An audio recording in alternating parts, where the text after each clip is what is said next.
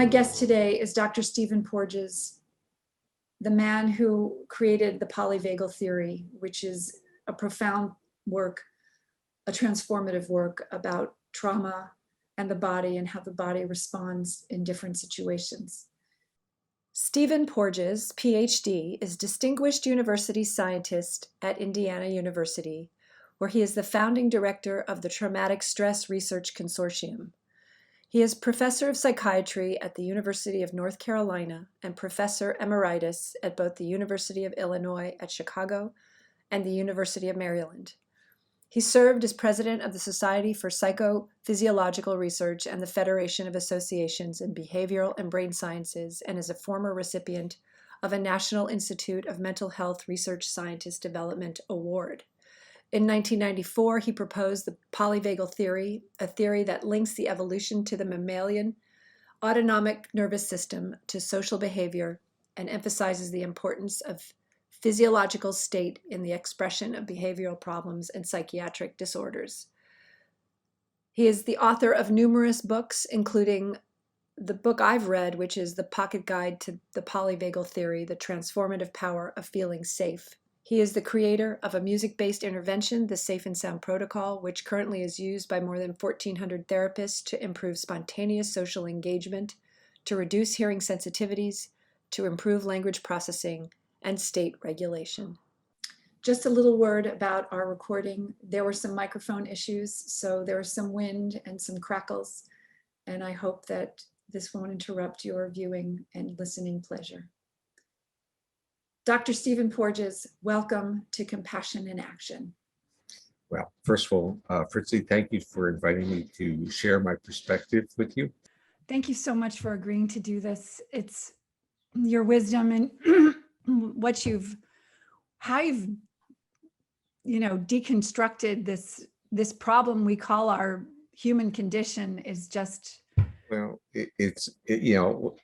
I've been writing recently, and I've been going back over what I wrote, say in the early '90s, and saying, that's very interesting. It's like must be I'd like to meet that guy. It's like. How did that guy put it together? I mean, I'm looking backwards and saying, how did I do that? And the interesting part was when I did it, I thought it was obvious and derivative, because, you see the history of science, you see the history of questions, and you put them together and you say, oh, this is the next thing. And, it's an interesting, I would say, journey of humility and gratitude. So you can only see oneself as a portal and not as anything more than that. Just being fortunate to have the skills to put things together. Anyway, that's my story for the day. Yes, but to be there and to have all of that education and all of that awareness so that information could become apparent is so. We're so grateful to you. Well, thank you very much. The issue, what I really am trying to say is we don't know who we are. It's like some things happen for some of us and some things don't. And we better feel grateful if we're able to do good things with the stuff that comes through us and is developed with our help and the help of others. So as we learn over time is when people take too much credit, you really don't want to know those people, do you? Well, I know but see, I think that's a traumatic response, actually. Yeah. Because people who are traumatized haven't been seen, so they need to feel like they are important. Right, they haven't seen. The word I'm now using has been witnessed, and which means someone has been there in their presence to allow them to be who they are without making them feel chronic evaluation. So actually, let's talk about you and your journey, and then tell me what you'd like to accomplish. I'd like to accomplish information for the people in prison. That's really, and our listeners, because I really think there's a lot of returning citizens that may be tuning in, and just the layperson. So my request is that we really simplify it. And a word like neuroception, while I think we should use it, I think we really need to break it down And I think we stay away from ventral vagal and dorsal vagal and maybe Yeah. go So with safety. what's your background? So I'm a filmmaker. Okay. And I went to Vassar College, studied filmmaking and English. But once I read Bessel van der Kolk's The Body Keeps a Score, I have 8 ACEs, highly traumatized woman, young girl. And that changed my life. I read it 4 years ago and it's like, oh, that's my behavior. That's not who I am. Yeah. Yeah. And so then I walked into a prison a month later after I read that book and I just saw behavior. I didn't see bad people. I just saw people. Yeah. And so Compassion Prison Project, all we're doing, we're creating a 12-part series called Trauma Talks to educate the people in prison about trauma. Yeah. Yeah. When I start interacting in the foster child world, that's the world you're interacting with in the prisons. And you say, not even a chance. I mean, if we talk about society and not even, I mean, these are people whose lives never had any safety in it. Oh, I did work in a prison when I was a grad student. So I was a prison guard in a county workhouse, but they had felons, and I spent time with the felons as well. They were more interesting. So they viewed their work as a profession. So it was a very interesting summer for me. Wow, this was before. It was in grad school. It actually was summer of 1967. I'm from the East Coast, and that was during the riots. Wow. So people were getting locked up. It was an interesting summer, is what I'm saying. Where on the East Coast? Oh, I grew up in New Jersey and left there when I went to graduate school. I left and I never really returned. But I came back at the end of the first year, and my father, who was in vocational education, knew the warden, so they gave me a job. So it was an interesting job. Interesting, because we're developing a program for correctional officers as well. Yeah. Because safety is a big issue in prison. Mm-hmm. Well, you see, most of them learn that it's not safety, but it's dominance. So it's a hierarchical model within prisons. Yes, but you know, the life expectancy of a correctional officer is 59 years old. How many by suicide? Well, it's a 39% higher chance of suicide than the national average. Yeah. No, it's not a good life. Not a good life. You ask questions, who's incarcerated? Is it the prison guard or the prisoner? What's your definition of trauma? The definition of trauma, this is actually a wonderful question because I think it gets at everything that we'll be talking about, is that in general, trauma has been defined as an event. But our nervous system really doesn't care about events, really. It cares about how we respond to events. So trauma is our body's reaction to an event.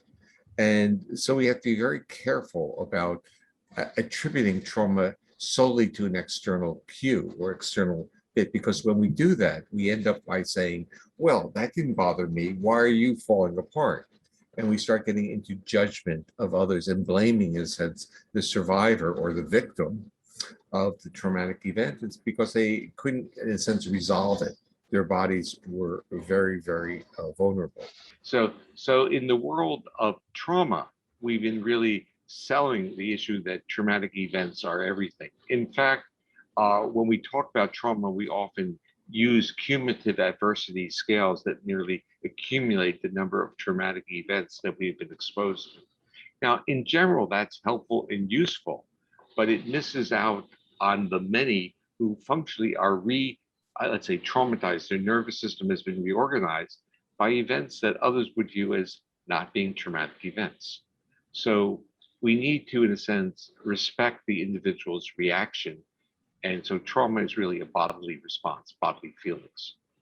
And it's an individual response.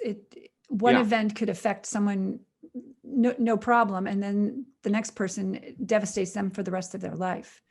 Absolutely. And what happens is the person who's now been, quote, retuned by that experience is literally shamed because of that retunement, because others around them haven't been retuned.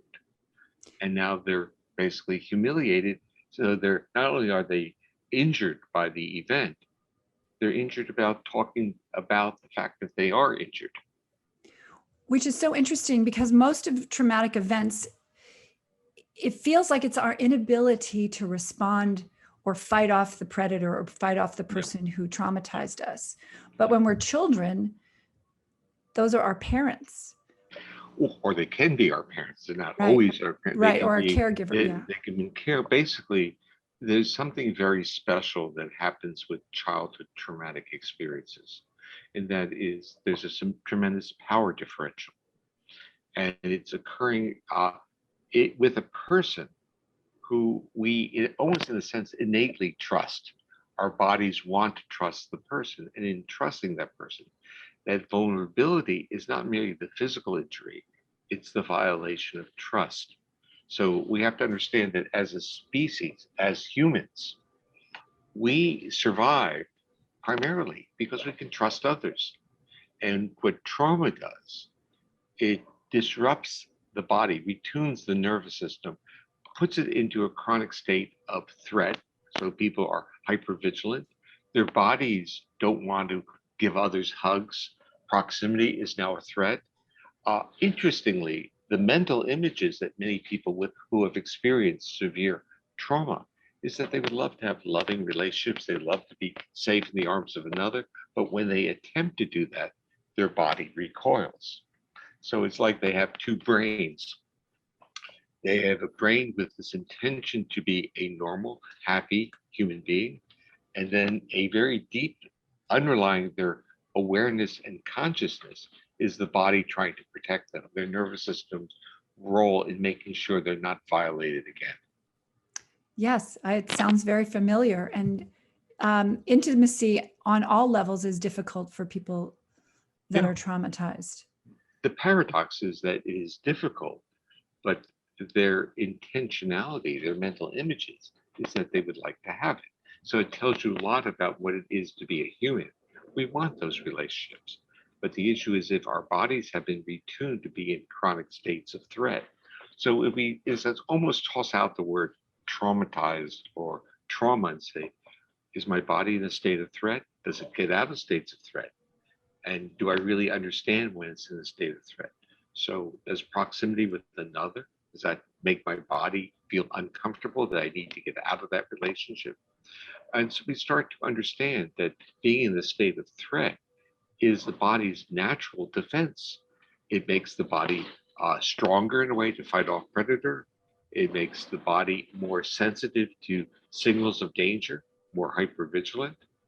But interestingly, our nervous system, our bodies, have always evolved to detect threat.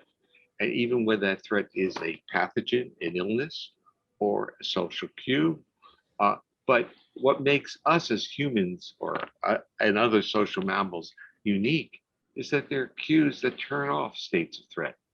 And this is how therapeutic strategies do work. They send cues of safety. And this is what does that mean? Well, we go back and we start understanding how does a baby detect safety? So when a baby is crying and someone picks up the baby and that person is a stranger, the baby continues to cry. But if the mother is there sending cues of safety with intonation of voice, with gesture, with smile, the baby calms down, the baby's safe again. If you have a kitten or a puppy, you know the same rules. If there is agitated by a stranger in the house and you talk to your pet will relax. How do you talk to your pet? You use a melodic voice. So our nervous systems in a sense, the nervous systems of other social mammals evolved having this wonderful portal to turn off threat. And what happens though when you suffer or have a history of trauma is when someone starts to come into your world with the melodic voice and the gestures, and your body goes from this to this, what's the next response? The feedback of your body says, I'm vulnerable now, right, and goes getting the hell out of there. And this is an interesting, it says insight into the retuning of the nervous system following a traumatic experience. So the body knows it can be safe, but it also knows that last time it was safe, it got injured. So when we start using our own awareness of our own body, we start realizing that, yeah, wow, I felt safe for that moment and my body recoiled. What can I do so that it doesn't recoil? And this is where different trauma-informed therapies or polyvagal-informed therapies work. I said, do it slowly. Learn the feelings, because your body is literally reacting in anticipation of something that is not going to occur. So it needs to be titrated, it needs to be moved in slowly. And over time, people's bodies resolve. So the bottom line is, yes, your nervous system gets retuned. It gets retuned to become, in a sense, a organism that is threat oriented. But we have an onboard portal that enables us to feel safe. And that portal can be accessed through careful management. That's really the message of how polyvagal-informed therapies work. It's an optimistic story. Doesn't mean that you're chronically in that state of defense.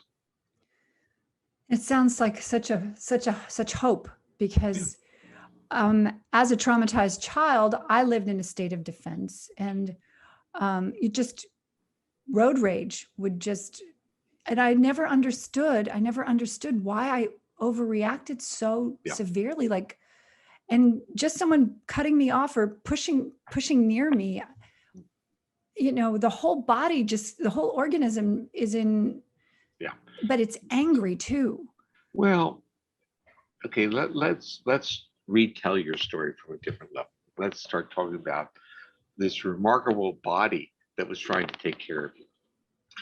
And this person or this child who had a history of not being protected, and the nervous system said, look, no one's going to be there to protect you, so the threshold to be defensive and reactive is going to be very low, even when you're in the car and someone cuts you off. So your resilience isn't there. For moments that without the threat or the possibility of intrusion, you appear, or would appear, I assume, be normal and get along with people. But any slight intrusion would bring that other part out, and that part is there to protect you, but it needs to be taught that it doesn't need to protect you, and that is really the hard part. And when we start segueing our discussion into a prison model, in a prison model, it's basically saying you better do this. Since it says that the agency of change is intention, and so it's a top-down model of correction and not an understanding of what the body has been retuned to be. So when a person is incarcerated from, let's say, habitual defensive or aggressive, let's say habitual aggressive, and we retranslate the aggressiveness into defensiveness, and then we start seeing a formula. How do we turn a nervous system off from being defensive? Well, we have to give it cues of safety, but then we end up with, in a sense, I would say, almost a moral veneer that is resulting with ethical paradoxes. Why should we be nice to people who have been harmful? And we're in a sense misunderstanding the initiation or the ontology, the history, the development of this response pattern. And the response pattern is the body of these individuals is trying to protect them. They're only on a mission of survival, and not on a mission of getting higher degrees or getting respect or accumulating wealth. It's on a mission of survival. And once we understand that it's such almost like a raw drive to survive that cannot be controlled by a top-down intellectual view saying, well, I don't really need to survive. I'm safe in this world. It's not going to work. The primitive need to survive is just going to overwhelm it. So the people who are in that state can't voluntarily not be in that state. I think that's the paradox of the correctional model. They're in that state and they cannot voluntarily not be in that state. Yes. And so that's my biggest question and my biggest wish is, how do we bring safety to prisons? That's, Yeah, well, I mean, I would in a sense say, how do we bring safety into the classroom? And how do we bring safety into family units, which is where we're even starting? And we realize, how do we bring safety into the political arena? You know, how do we how do we in a sense, when are we going to learn enough about what a human needs? They need to be heard, they need to be listened, they need to be witnessed. And every time that we tell a group of people that they are lucky to be where they are, which is often, even in the case in the incarceration, someone didn't get killed, they're lucky to be alive and incarcerated. We're missing the point. We don't know how their personal experience are. We're not listening to them. We're making decisions for them based upon our perspective. And the interesting part about life, as I'm seeing it, is if you just stop and listen to someone, if you witness them, the relationship and the interactions change.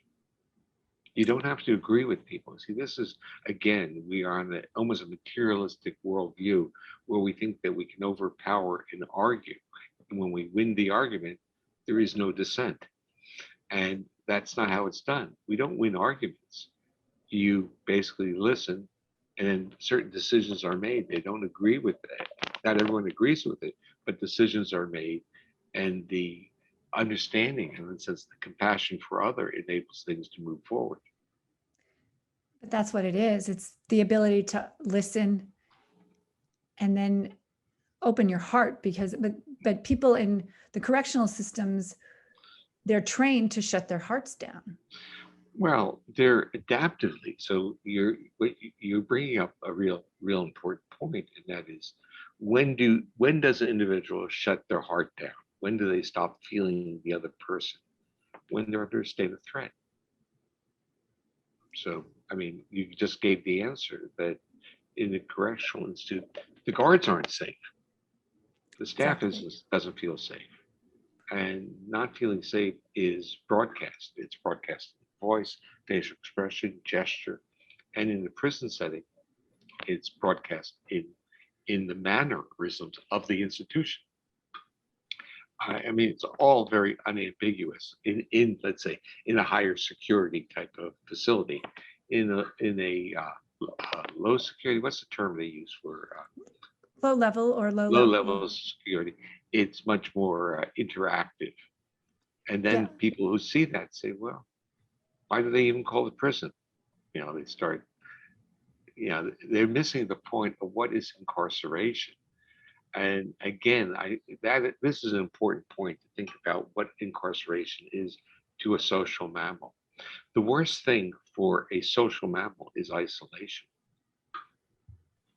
And of course, in prisons, what's the threat that's held over people? Social isolation. And there's another level of social isolation, solitary confinement. Yeah. I mean, that's the ultimate. I mean, they put prisons 4 and 5 hours away from the center of towns. And so that's one level, from isolation from direct contact with families, but then solitary. Solitary is, well, with a social mammal, if you put a social mammal in a solitary confinement, in this isolated, it's the worst thing for them. Their nervous system goes ballistic. I mean, it's just not healthy for them. And so we treat it in metaphorically, that solitary confinement is a punishment that will increase the motivation of the individual to conform or with the directives of whatever you're trying to do. It's a way of breaking the will, or whatever terminology is currently used. But it basically destroys the joy of living, the desire to survive. It changes it.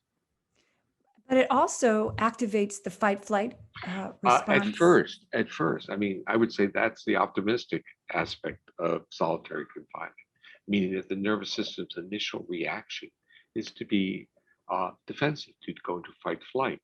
But the secondary response is total withdrawal and shutting down. We would see it as depression or just lack of connection with others. And this also occurs when people are put into solitary for confinement for periods of time.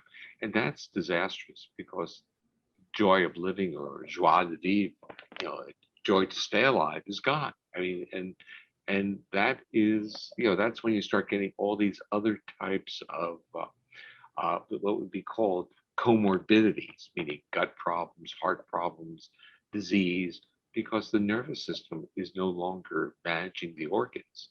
The nervous system is now shutting down in defense. Oh, which kind of explains some of the comorbidities during Yeah. COVID. Yeah. COVID is, we did a project on that. And we looked at childhood trauma, or let's say adversity history. And we looked at subjective views of their own autonomic nervous, how reactive were they? And we looked at outcomes in terms of anxiety, depression, and worry. And the initial response is really quite interesting. The first pass of the data follows the rules. The more adverse history you have, the more mental health symptomatology you have during COVID. These are people without the disease. However, virtually all the variants, all the prediction from adversity history is related to whether or not their autonomic nervous systems retuned into a state of defense. So if their autonomic nervous systems became more, let's say, hyperreactive, and this would lead to comorbidities of gut and heart and all these other issues, then the psychological features were more manifesting. But the important point here is that this was probably a parallel to what was also being called pre-existing conditions. Remember when the virus pandemic started, people say, well, it's hitting those with pre-existing conditions. Well, those pre-existing conditions are probably trauma related. So in a sense, where the autonomic nervous system no longer has its resilience, and now we're reacting as if we're going to die. And we have two choices, fight or flee, which we'll do initially. And then when that doesn't work, we'll shut down. And the shutting down response is actually seen, a lot of the features are in the COVID long haul. So it's like the chronic fatigue syndrome that follows certain diseases. The body learned to shut down. It hasn't gotten its energy back. It doesn't think it's worth living in a sense. It's true. It's even happened to me on a micro level. But if you don't mind, let's shift to like the polyvagal theory, Sure. just for our students of trauma. So I guess, what is the polyvagal theory in a simple form?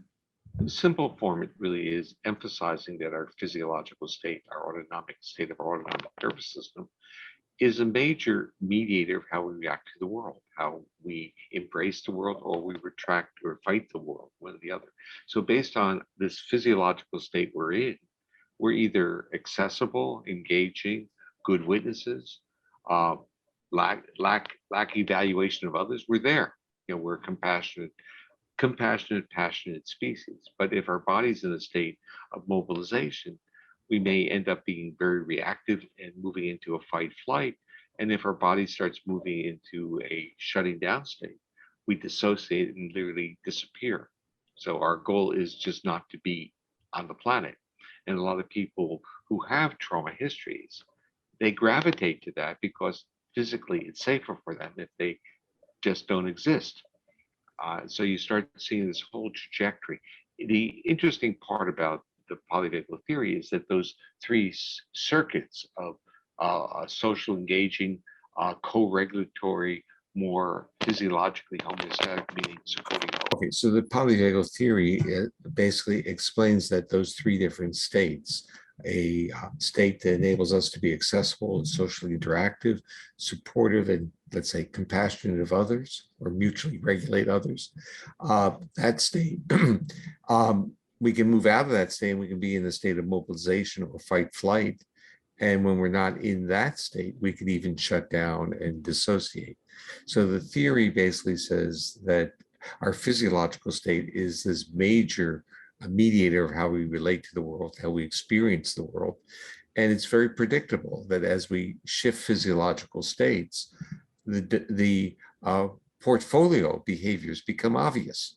So that, like when you talked about road rage, it's obvious that your physiological state was more primed at that point to be in a state of fight flight. If your physiological state would have been in a more calmer, socially engaged and more regulated state, you would say, ah, what an idiot, and you would just kind of like let it go by. And even if you had this transitory thud in your heart and you felt that that was a little risky behavior, immediately that would be dissipated by this powerful calming aspect of your nervous system. But your nervous system says, no, that's a real threat. And you went off, react that way. Other people can get, in a sense, frightened or scared and they pass out. And other people will just laugh at them because what are you afraid of? Well, it's not a psychological fear. It's that the body went into that state. And so we often misunderstand the observables and we start labeling them with intention. So when we look at a mouse in the jaws of a cat, we say, oh, that mouse is playing dead. But it's obviously not from a conscious awareness. It's a reflex. But you're saying choice is, we say people have a choice of these behaviors, and this is the key. The choice of behaviors resides primarily in one physiological state. When our bodies are safe or physiologically safe, we have access to all attributes of that nervous system so that we can use that mobilization, and we call it play or dance. If we are with another person, we make facial contact and talk to them. We have the enjoyment of movement, but we have the co-regulation of their social contact with us. Take the face of the interaction away, the mobilization can become aggressive. We can see this on the playground when a person gets hit and walks away from another, as opposed to you hit someone and you reach over and pick the guy off the ground and say, look, I'm very sorry, everything's fine. But if you hit the guy even lightly and walk away, you're now doing just like the road rage. You're triggering at a person and you're not creating the co-regulatory component that the nervous system is craving. So the issue is when we talk about freedom of choice or agency where we control our life, think twice about that we, in a sense, give it up when our physiology isn't safe, or if we structure environments where people's physiologies are now more primed to go into defense states, their ability to make choices, well-informed choices, changes. So we have a whole criminal justice system and a whole addiction system based on the fact that people are making choices during these acts of fight or flight. Yeah. Well, we're also, even though we're saying that, we're acknowledging that they made poor choices. But were these choices? That's this interesting type of question, because we want to not, in a sense, excuse decisions that people make that are injurious to others. But we want to start educating people about their own body, that when their body goes into certain states, it's now vulnerable to make bad choices. Right. I'm going to argue the choice word. I would say reactions, which is more, like you say, it's the autonomic system. It's the which you call it neuroception, right? Yeah. Because I call it neuroception because there's no cognitive component to it. It's the body's really desire to detect safety and threat in the environment, in the sense to do good things for you. And when you have any type of trauma history, the system gets very biased to detect threat, even when threat isn't there. So, and it really is reluctant to accept safety because it's got injured in the past. So the part is, again, I would tend to agree with you. I wouldn't like to use the word choice all the time. The body, because we end up with issues of responsibility, then we move into the judicial system. But we can start seeing that decision-making, even in the research literature, decision-making is affected by physiological state. So if we acknowledge that, then the notion of what choices we're likely to make in certain physiological states become different. Yes, and now we can say, now that we have this understanding, we know when a child is raised in a foster environment, their outcomes are almost predictable. 80% end up in prison. And the numbers of young women who are pregnant before the age of 18 or 16 is high. And the percentage on death row, I heard it was like 80% on death row. I've been working with a group in Australia. It's called the Australian Childhood Foundation, and they work with foster children. And the question I keep asking them is, how do you work with them? How do you rehabilitate them if they have no history of being safe with an adult? You know, because in the world that we're in, we realize that most people survive very, very difficult situations, and they survive it with visual images of a loved one, of knowing that there was a time someone really cared for them. When we deal with foster children who are removed from their biological family because the family's been abusive and dangerous for the child, what is the child taking with them? Yeah. So what is this organization doing? Do we have hints? Because we need them for prison. Yeah, they have hints, but the word is that the question I asked, and actually I wrote the foreword to a book that they put together, and the question, and I think the foreword focuses on that safety is the treatment, or being safe is the treatment. They basically say, yes, there are little glimmers or little instances of where the child becomes accessible and safe, and you have to work with those. So you have to work with those. You can't expect the child to have that same range of reversibility. So the child is accessible, they're not, is accessible. Those moments of accessibility have to be cherished and nurtured. So I guess we would say the same thing for the prison environment. Yeah. So we were talking about safety in the prison environment, and we're actually in the foster youth environment, but transferring that to the prison environment, maybe little bits of safety. I mean, because safety is their number one concern in the prison environment. That's the officers. That's all they care about, is being safe, is going home that night. But my feeling is that if they created an environment of safety that was actually not punitive and was more responsive. Yeah. Well, I go back, remember I mentioned that I did, I have a limited experience in a correctional institute because I was a prison guard during the summer, one summer when I was a grad student. But I remember reading in the materials about this notion that this was a correctional institution, not a penal institution, that there was a difference in the models. But I think prisons and our quote correctional institutions have literally just given lip service to the word correctional, and it's been really treated as a penal system. And I think we have to start understanding what it is that a nervous system needs to feel safe enough to be rehabilitated. And what we're talking about is social rehabilitation, to become a trustworthy individual within society. And that, that effort is important. I think they're really a good parallel in the world of foster child care and prisons. So I talked at a conference on foster children, and I met some, basically, I met the angels, the people who take in foster children. And one was a woman who was a product of foster care herself, and she was a true angel, and had kids over like a 30 or 40 year living in her home.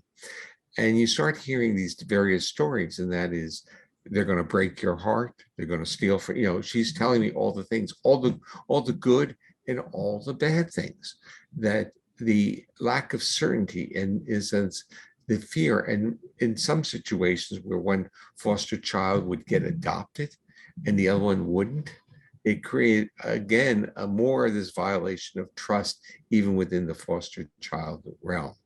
And what do we do with foster children? Quote, they age out of the system. Right. And then we drop them into society. And what happens to them? Then they end up in correctional institutions.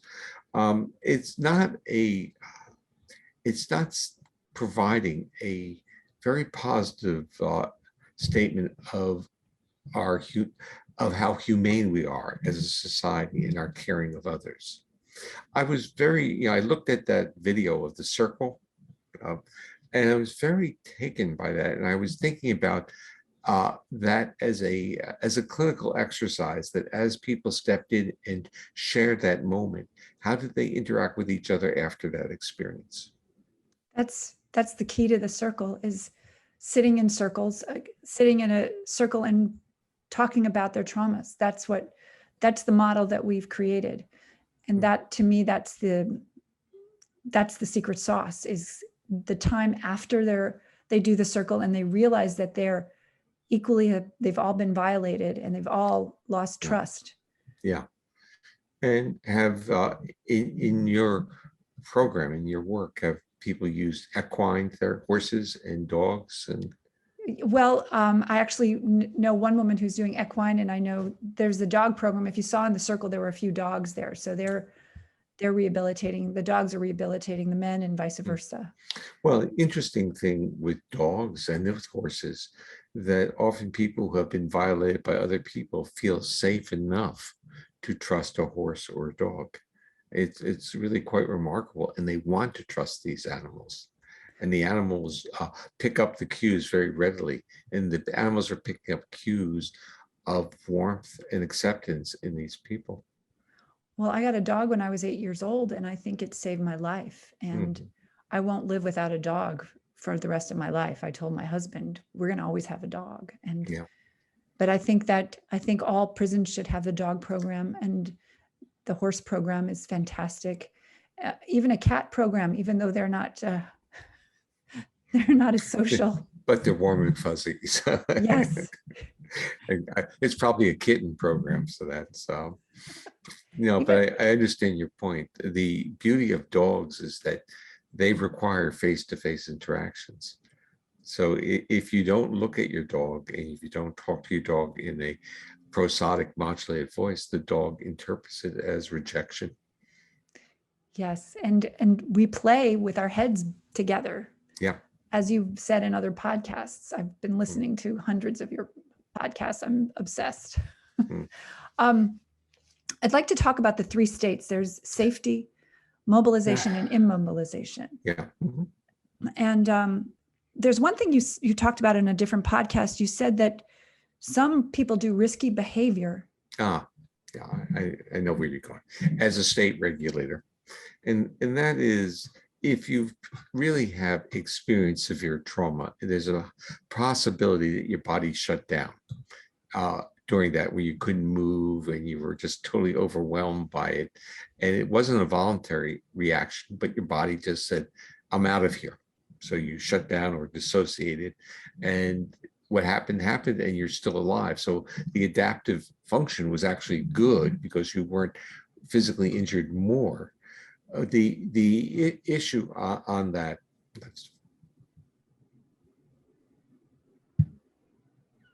I need a hint. What was I talking about before? We were talking about risky behavior. Okay, thank you. So I knew I was going somewhere. I just forgot where I was. Okay, so that your body calmed down, shut down, and you're alive now to talk about it. But your body never wants to go back into that shutting down state. It has this degree of vulnerability, a lack of control. The nervous system never wants to go there. I view it as, in a sense, falling into that abyss. And those of you who have had serious traumas, you know what the abyss is. You just don't want to sit still. Stillness bothers you. You don't want to go into that, because as long as you're moving, you can't fall into that abyss. And that's neurophysiologically a valid judgment to make, because the states of the autonomic nervous system are hierarchical, so that if you're moving, you can't shut down. And so what people often do who have these severe histories of shutting down and potentially dissociating and other features is they'll do high-risk behaviors, which are highly mobilized behaviors, dangerous behaviors.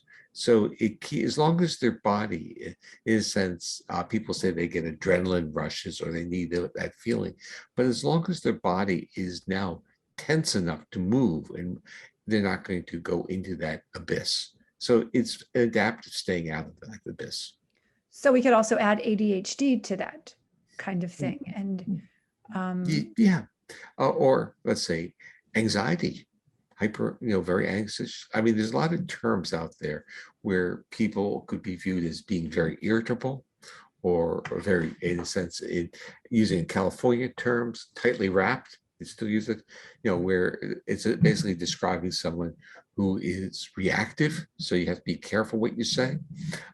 These are all reflections of a nervous system that is dominated by your mobilization system, your sympathetic nervous system that supports fight flight. We see this in people that we know. We see that their faces don't glow, and we're really concerned that if we say something, they'll pounce on us. And so it's projected in their face, it's broadcast in their voices. Their voices don't have a melodic sound, but it's much more tense in their voice.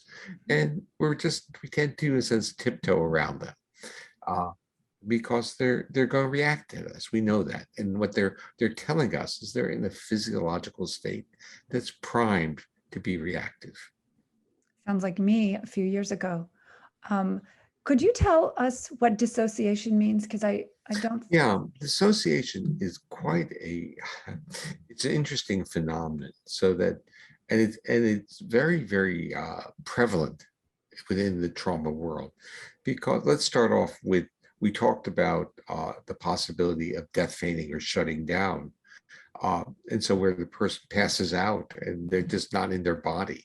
Well, that's not a healthy thing to do, passing out under that level of fear. I don't like this, let's say that level of danger or life threat is not healthy, because we need oxygenation to go to our brain. We need our heart rates to beat relatively fast to get blood up there. And when you pass out, not enough blood is there, and you hit the ground, and that gets your heart to the level of your brain, so you often do okay.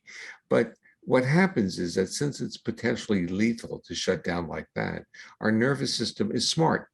So what does it do on subsequent times when the same cues that would have resulted in us shutting down? We just dissociate. We maintain enough of the sympathetic nervous system going to ensure that there's enough blood going to our muscles and oxygenated blood going to our brain. And so we may literally functionally freeze with muscle tone and then dissociate. We go someplace else. So we start adjusting so that we don't kill ourselves in our own defensive reactions, but we adjust by, in a sense, not experiencing, dissociating, being someplace else when these things are happening to us. So individuals who are in, let's say, cases of serial rape or abduction, they will adaptively dissociate. It's not a voluntary thing. The body will do that. So some people, the threshold to dissociate is low, and some it's so high they can't do that. So they experience pain and injury. Yeah, and it's you call it the reptilian piece. So there's the three stages. There's freeze. I guess we call it freeze, and that's the reptilian.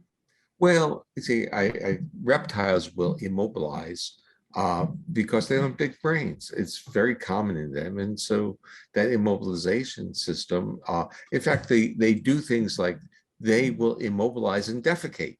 Then they don't, because digestion is metabolically costly. If they defecate, guess what? Metabolically costs are lower. So they can hold their breath longer for a couple hours. So there's really an adaptive feature of not moving and defecating and going potentially underwater. So that's their strategy. So we have the same neural circuit in our body. And when that gets recruited, we don't do so well because we need lots of oxygen. We have big brains. We don't have reptilian brains. Reptilian brains are very small. Ours are large. We have a great need for oxygen.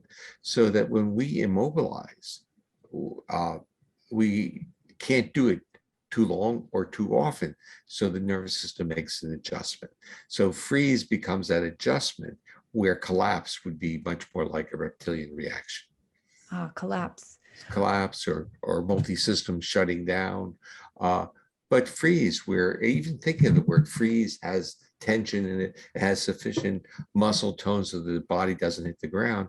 So it's a hybrid of which a smart nervous system creates to keep us alive, to reduce our injury. So if we start looking at our reactions with a loving kindness to who we are, we don't get angry at it and say, oh shit, I froze, I didn't fight my way out of it. You say, wow, what a nervous system, how clever. Here I am, I didn't hit the ground, I didn't crack my head open. And yeah, I was abused, but look where I am now. So my nervous system was my protector. It was minimizing the injury that I was occurring. It's incredible. And, I want to just talk about gratitude and resilience now, because I know our time is running out. And, but I also wanted to ask you about, you talked about a first responder defecating.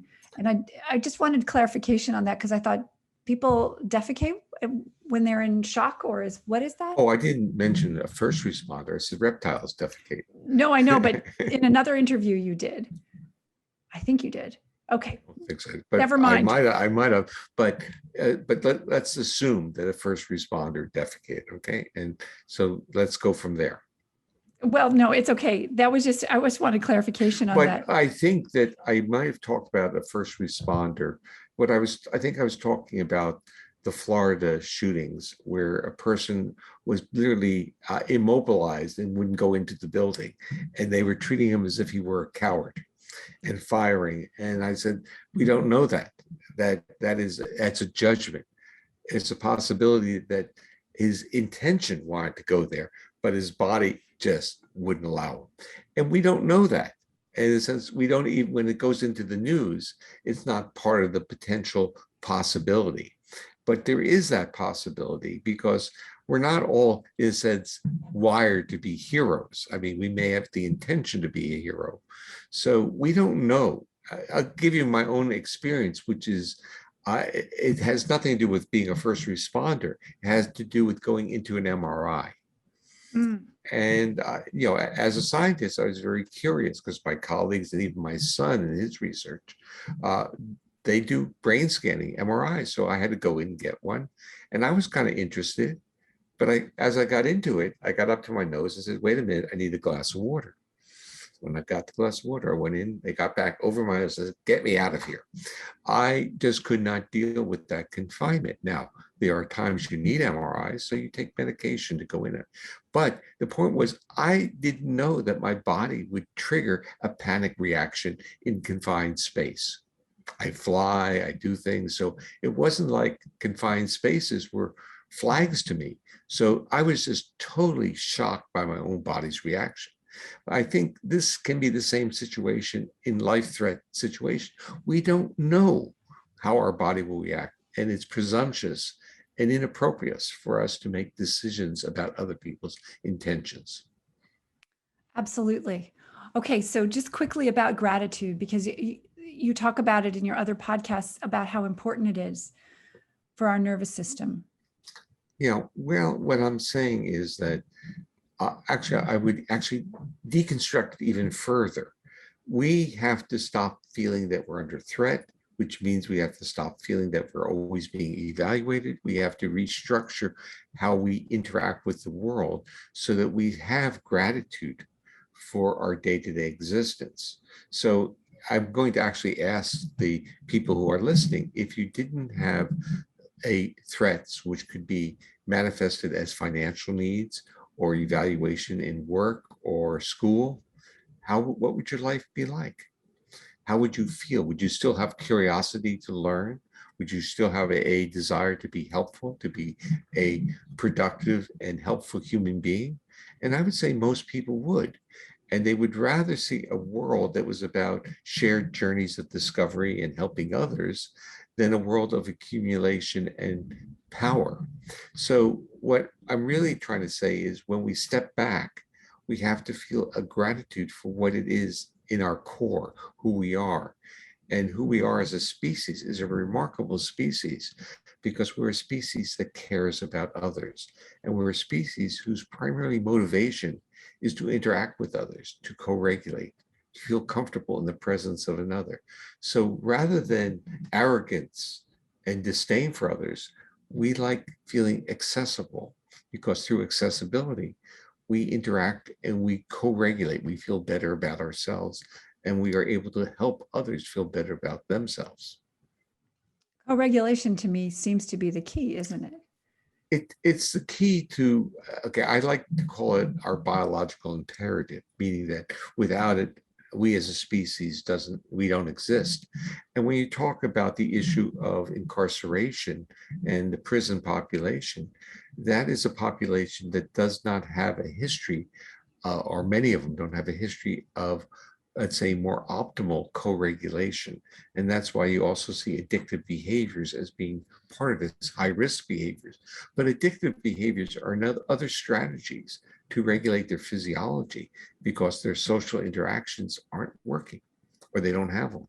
So as a species, we evolve to regulate our threat reactions, not through opiates, but through social interactions, to being witnessed, to being heard, to being supported by the presence of another, not by being evaluated, and not by being chastised and yelled at for what we're doing, but to be understood. Thank you for that. Oh, so 2 hints on how to regulate the system. And Okay, so we have a real problem that you're identifying, and that is when people don't have a history of co-regulation, don't have a history of safety with biological parents. What can we do? That's really what you're asking. And there are insights gained from an understanding of our body, of our nervous system, and our own species, as a history of our species. And that is, there are certain things that are calming in our body, that bring us back into this physiological state of safety, that enable us to be accessible and co-regulatory. Through breathing practices can calm people down. So yoga practices, slow breathing practices, especially slow exhalations, are calming. People who sing, in fact, you'll start finding that there are like groups that sing, could even be in prisons. They're going to be doing better. Or if there's a wind instrument group or harmonicas, it doesn't matter. As long as you spend more time exhaling than inhaling, your body will start calming down. And if you watch even how people breathe who are tightly wrapped and anxious or angry, it's much more on the inhalation, because that turns off their calming circuits. So their bodies are adjusting for combat. They're huffing and puffing.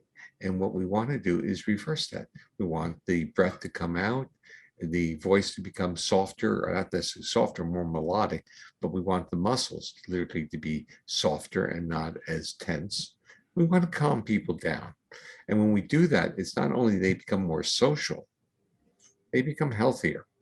So all these comorbidities are what we call stress-related disorders, are truly disorders in which our nervous system has stopped regulating the organs and has prepared the body to be in states of defense. wow, I just think of my family. If we had this information 50 years ago. Well, the part is, see, I think the information has always been there. And the information has been, in a sense, cordoned off, because over the past 100 years or so, we started to treat the body much more mechanistically, with a belief system that we could repair any injury through medicine or surgery. And our bodies really needed to be comforted in a blanket of safety through human social interaction. So part of my message really is that our sociality and our social interaction is literally and neurophysiologically a mediator of our health. It's real. It's not something, oh, it's nice if you're nice to people, but being nice to people changes our physiology and optimizes our health. And it also changes the world. Slowly, yes. The issue is, because what we're really saying is the world will only change when we acknowledge that removal of threat is good, but it's not safety. Our bodies need cues of safety. And we have really emphasized removal of threat. So when we put metal detectors in buildings and schools, yeah, there may be reducing threat, but they're also producing cues of threat to others. And we need to, in a sense, calm the nervous systems with cues of safety. We need to bring that into the same environments with a passion. Right. I mean, when you're in prison, the sound of the keys of an officer walking down the hall is not a cue of safety. So you just brought back memories of my summer. Those are big keys. I remember that, very big keys.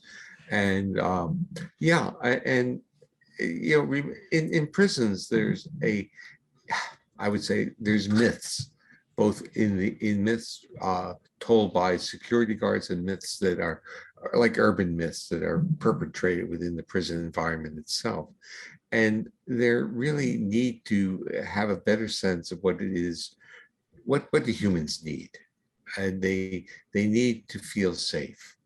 And I think prisons teach us some of that, because people tell you they don't feel safe in prisons. And I'll end with this quote that you said in a different podcast. You said, "The quest for safety is the basis of living a successful life." Yeah, I think that's our whole goal. And it's, again, if we look at modern civilization, and we're talking about a few thousand years, safety isn't high up there. It's really about dominance and control. And the Western world, it's dominance, control, and acquisition. So it's all about stuff and not about feelings, and not about feeling safe. It's about having stuff, and stuff is merely a metaphor of resource that we need to live, but we just don't need that much. We're actually a little bit of humility, a little bit of gratitude will go a long way. Thank you, Dr. Porges. It's been such an honor to talk with you, and thank you for your wisdom and your grace. Well, thank you very much for seeing it, and thank you for your work. I mean, what you're doing it's bold and important, and I congratulate you on doing it. Thank you so much. What an incredible interview with Dr. Stephen Porges. I'm so honored and so blessed to have had this discussion with him. His wisdom and his perspective is crucial to the transformation of our society. I highly recommend the Pocket Guide to the Polyvagal Theory. And as usual, please subscribe, like, and share our podcast. And please visit our website at compassionprisonproject.org. And if you haven't seen Step Inside the Circle, please watch it and share it.